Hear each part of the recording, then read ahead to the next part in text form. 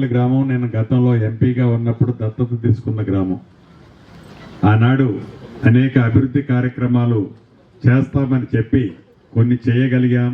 తర్వాత మళ్ళీ మీ దీవెనలతో నేను శాసనసభ్యుడినై ఈ ప్రభుత్వంలో మంత్రి అయిన తర్వాత ప్రతి కార్యక్రమాన్ని చిత్తశుద్ధితో ఇచ్చిన మాట ప్రకారం పూర్తి చేయడానికి నా వంతుగా నేను సిద్ధంగా ఉన్నాను. ఇప్పటికే అన్నీ చేశాం.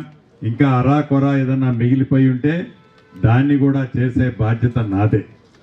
అంతేకాదు గౌరవ ముఖ్యమంత్రి రేవంత్ రెడ్డి గారి నాయకత్వంలోని మన ప్రభుత్వం పేదవాడి సంక్షేమం కోసం అనేక కార్యక్రమాలు, దాంట్లో భాగమే 10 సంవత్సరాలు రేషన్ కార్డులు ఆనాటి ప్రభుత్వం ఇవ్వకపోతే మన ప్రభుత్వంలో ఇచ్చుకున్నాం.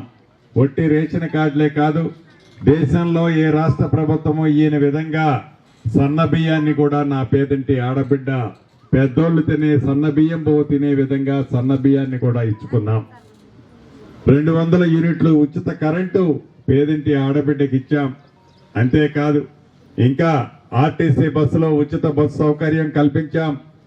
నా పేదింటి ఆడబిడ్డలో వాళ్ళ ఆత్మ గౌరవం కోసం ఇల్లు అనే కళ ఆనాటి 10 సంవత్సరాల్లో కలలాగానే మిగిలిపోయింది. మీ దీవెనలతో మన ప్రభుత్వం వచ్చిన తర్వాత రాష్ట్ర వ్యాప్తంగా మొదటి విడత 4.5 లక్షల ఇల్లు ఇచ్చాం. రెండో విడత 2.5 లక్షల ఇల్లు ఇచ్చాం. హైదరాబాద్కి 1,00,000 ఇల్లు అన్నీ కలిపి 2 విడతల్లో 8 లక్షల ఇల్లు ఇచ్చాం. ఇంకా 2 విడతల్లో కూడా రెండో విడత ఇల్లు నాకు తెలిసి ఇంకా 3-4 రోజుల్లో ప్రతి గ్రామంలో ఇవ్వబోతున్నాం. 3వ విడత ఇస్తాం, 4వ విడత ఇస్తాం. అర్హులైన పేదవాళ్ళందరికీ ఇందిరమ్మ ఇల్లు ఇచ్చి తీరుతాం. రైతుని రాజును చేస్తామని చెప్పి రైతన్నలకి మొన్ననే వారం రోజుల క్రితమే టింగ్ టింగ్ టింగ్ అంటూ ప్రతి ఎకరాకి 6,000 రూపాయల చొప్పున రైతు భరోసా మీ ఖాతాల్లో వేశాం. ఆనాటి ద్వారా రైతుని ఊరేస్తే ఊరే అన్నాడు. ఈ ప్రభుత్వం వచ్చిన తర్వాత మద్దతు ధర రైతన్నలకి వడ్లు కొంటూ సన్న వడ్లకి బోనస్ గా క్వింటాలకి 500 రూపాయలు ఇచ్చిన ప్రభుత్వం మీరెన్నుకున్న ప్రభుత్వం. అంతేకాదు ఏవైతే భూ సమస్యలు ఉన్నాయో ఆ శాఖ మంత్రిగా ఇప్పుడే కలెక్టర్ గారు చెప్తున్నారు, రాబోయే కొద్ది నెలల్లో పాలేరు నియోజకవర్గంలోని ప్రతి అంగుళాన్ని సర్వే చేయించి ఎవరైతే నిజమైన లబ్ధిదారులు ఎవరైతే నిజంగా భూమి ఉన్నారో వాళ్ళకి పూర్తి టైటిల్ ఇచ్చి దొంగ పాస్బుక్లన్నీ కూడా క్యాన్సిల్ చేసే కార్యక్రమాన్ని చేపడుతున్నాం.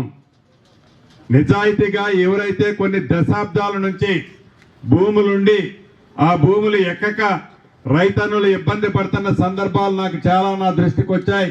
వాటన్నిటినీ దృష్టి పెట్టుకొని సర్వే చేయించి సర్వే ప్రకారం ఏ రైతన్న భూమి అయితే ఉందో ఆ రైతన్న భూమి న్యాయబద్ధం భూమి అయి ఉంటే తప్పకుండా వాటన్నిటికీ క్లియర్ గా పాస్బుక్లు ఇచ్చి తీరుతాము. దొంగ పాస్బుక్లు క్యాన్సిల్ చేస్తామని కూడా ఈ వేదిక ద్వారా తెలియజేస్తూ, ఇది మీరు ఎన్నుకున్న ప్రభుత్వం, మీరు ఆశీర్వదించిన ప్రభుత్వం, మీరు మనసారా ప్రేమించే ప్రభుత్వం.